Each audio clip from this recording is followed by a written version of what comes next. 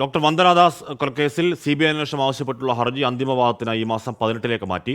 കേസിൽ കുറ്റപത്രം സമർപ്പിച്ചെന്ന് പോലീസ് അറിയിച്ചു. CBI അന്വേഷണം ആവശ്യമില്ലെന്നും ആവശ്യമെങ്കിൽ സ്പെഷ്യൽ പ്രോസിക്യൂട്ടറെ നിയോഗിക്കാമെന്നും സർക്കാർ അറിയിച്ചു. വിവരങ്ങളുമായി ശ്രീകാന്ത് ചേരുന്നു. ശ്രീകാന്ത്, എന്തുകൊണ്ടാണ് CBI അന്വേഷണത്തെ സർക്കാർ എതിർക്കുന്നത്? ആവശ്യപ്പെട്ട് ഡോക്ടർ വന്ദനാദാസിന്റെ മാതാപിതാക്കളാണ് ഹൈക്കോടതിയെ സമീപിച്ചത്. നേരത്തെ തന്നെ ഈ കേസിൽ വാദം നടന്നിരുന്നു. ഇനി അതിന്റെ അന്തിമവാദം 18 തീയതി നടക്കും. കേസ് ഇന്ന് 18 കോടതി മാറ്റിയിട്ടുണ്ട്. ഇന്ന് വാദം നടക്കുമ്പോഴും സർക്കാർ CBI അന്വേഷണത്തെ അതിശക്തമായി എതിർത്തു.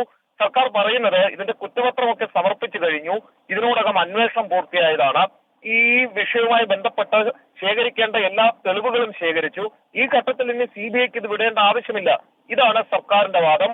മാത്രമല്ല, ഈ വന്ദനാദാസിന്റെ മാതാപിതാക്കൾക്ക് സമ്മതമാണെങ്കിൽ സ്പെഷ്യൽ പ്രോസിക്യൂട്ടറെ വെക്കാൻ തയ്യാറാണെന്നും ഇന്ന് സർക്കാർ കോടതി മുമ്പാകെ അറിയിക്കുകയും ചെയ്തു.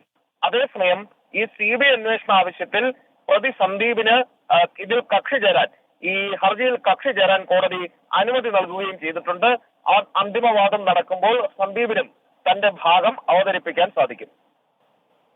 ഓക്കെ, അപ്പോൾ അതാണ് CBI വേണമെങ്കിൽ ഒരു സ്പെഷ്യൽ പ്രോസിക്യൂട്ടറെ നിയോഗിക്കാം എന്നൊക്കെ സർക്കാർ പറയുകയാണ്. ഇന്നലെ വന്ദനയുടെ പിതാവൊക്കെ ചോദിച്ചിരുന്നു എന്തിനാണ് സർക്കാർ CBI അന്വേഷണത്തെ എതിർക്കുന്നത് എന്നടക്കം ചോദിച്ചിരുന്നു. ഇതൊരു വ്യവഹാര വഴിയാണ്, പോലീസ് ഇതിനോടകം കുറ്റപത്രം സമർപ്പിച്ചതാണ് എന്നൊക്കെയാകാം CBI അന്വേഷണത്തെ എതിർക്കാനുള്ള കാരണങ്ങൾ.